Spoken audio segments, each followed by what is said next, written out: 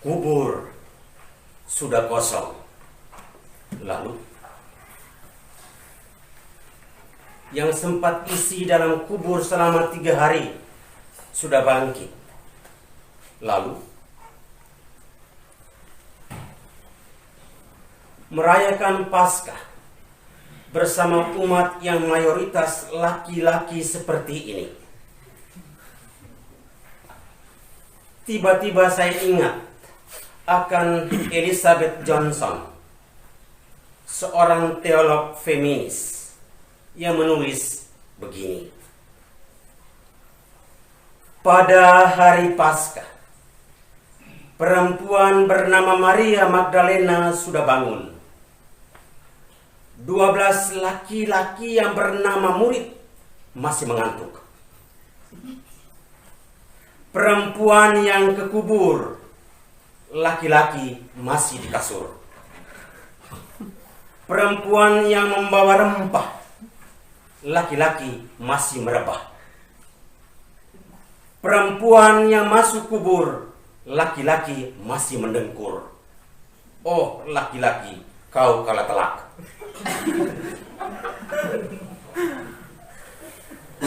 Merayakan Paskah bersama para frater yang sedang panas dengan teori filsafat dan teologi berarti pula menggeluti 3 pertanyaan paling menggoda.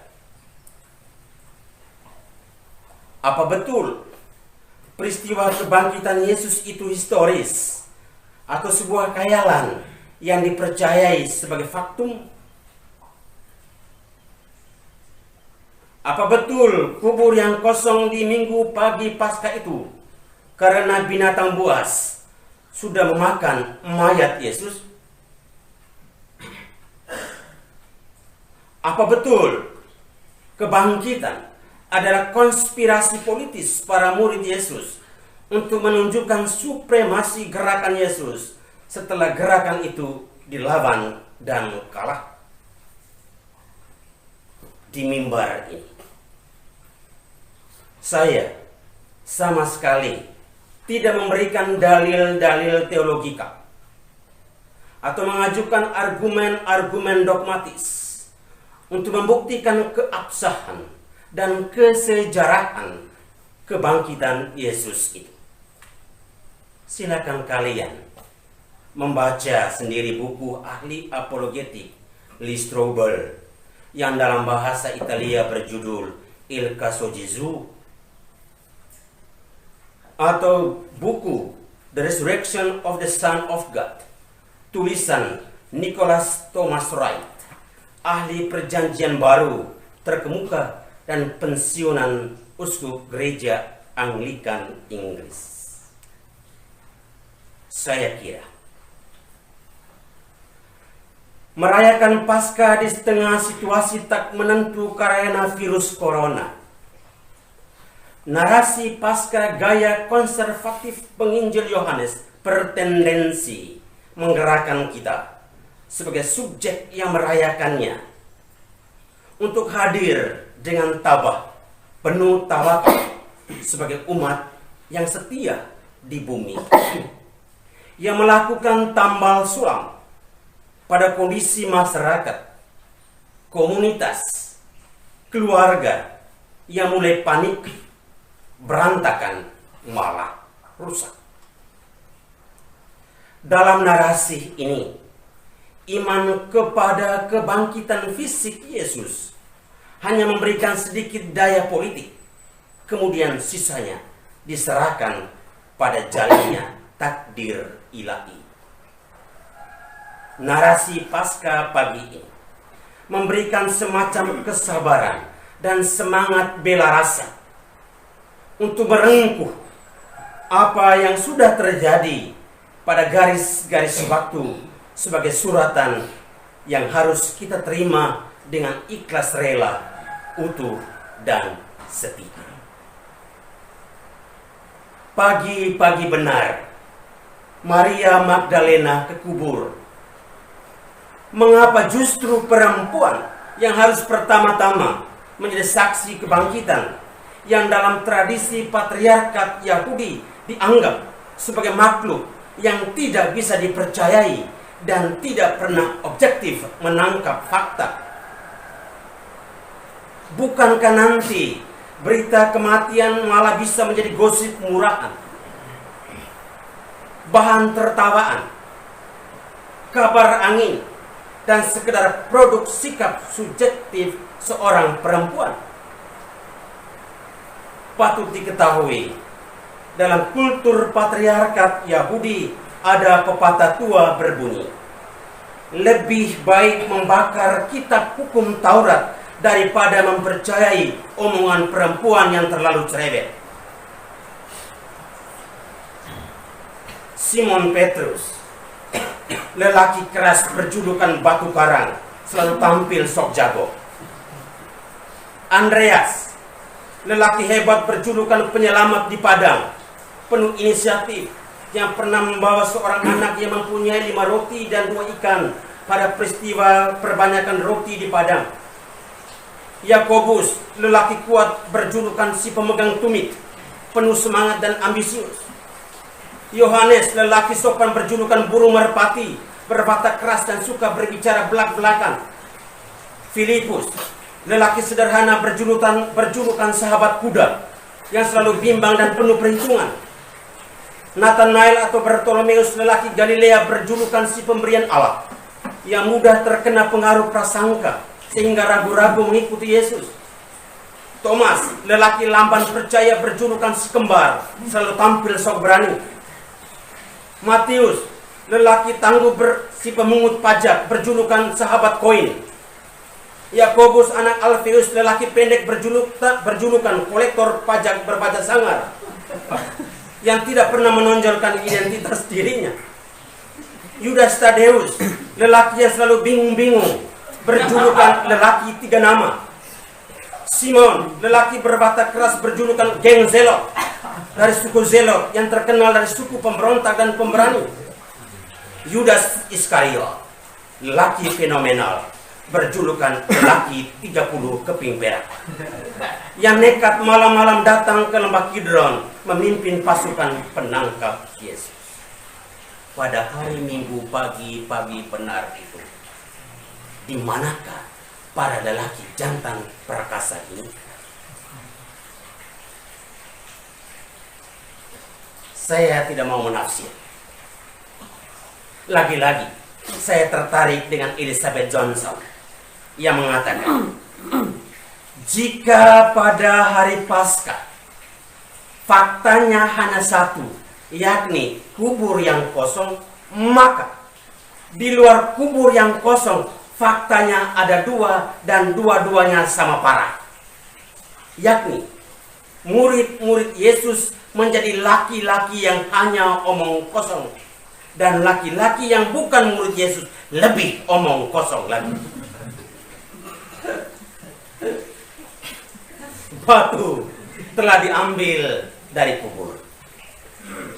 Jika Yesus adalah putra Allah, mengapa batu penutup kubur harus disingkirkan supaya ia bisa keluar? Bukankah ia bisa keluar lalu bangkit meski kubur tertutup kuat, sebagaimana ia menampakkan diri kepada murid-muridnya ketika pintu rumah masih terkunci rapat? Inilah kekasan narasi kebangkitan yang dinamai sebagai siasat teologis. Kebangkitan bukanlah triumfalisme total atas kesusahan sehari-hari. Paskah bukanlah kemenangan akhir. Paskah adalah jalan masih terbuka. Sekarang pergilah ke Galilea untuk bertemu Kristus yang bangkit dalam setiap perkara hidup kita. Dan jalan yang terbuka itu harus tetap dijalani terus. Apalagi semua orang tahu bahwa Yesus putra Allah baru saja berjalan ke Galilea dengan kepala yang masih berdarah. Yesus di hari yang masih pagi-pagi benar itu menjumpai Maria Magdalena di dalam kuburan. Yesus di dalam kubur yang benar-benar kosong itu telah membuat Maria Magdalena yang dulunya dikuasai oleh 7 daya iblis kini berubah menjadi Maria Magdalena yang benar-benar diperbaharui oleh 7 daya ilahi. Yesus di dalam kubur yang benar-benar kosong itu telah membuat Maria Magdalena yang dulu berkabung dengan dirinya sendiri karena menjadi objek pemuas nafsu laki-laki, kini menjadi Maria Magdalena sebagai subjek yang berlari kepada kelompok laki-laki yang disebut murid untuk menafsir dan menamai peristiwa Minggu pagi itu dengan sebuah kosakata yang asing baginya, kebangkitan. Inilah yang bagi Maria Magdalena dinamai kelahiran kembali dalam roh yang kita namai Paskah. Paskah yang macam mana? Paskah yang meminta kita menjadi Maria Magdalena untuk keluar dan berlari dari pusaran-pusaran masa lalu yang membelenggu. Menjadi Simon Petrus untuk berlari cepat-cepat menjumpai keselamatan. Menjadi Kleopas dan 1 muridnya untuk kembali ke Emmaus, kembali kepada gerakan perubahan hidup. Pendamping Kleopas tidak disebut dengan nama atau jenis kelamin. Itulah strategi Alkitabiah yang mengundang kita untuk mengidentifikasi diri secara tidak langsung dengan orang tersebut, dan karenanya bersama-sama melakukan perjalanan tersebut. Menjadi Thomas Didimus untuk tidak lagi kepala batu, tetapi beriman batu pada Yesus yang pernah ditutup batu.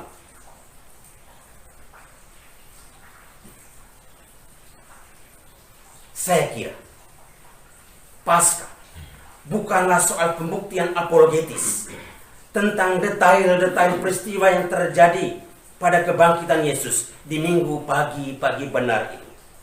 Paskah sesungguhnya adalah perihal dampak guna peristiwa kebangkitan pada pembentukan subjek yang sadar, militan, dan imajinatif.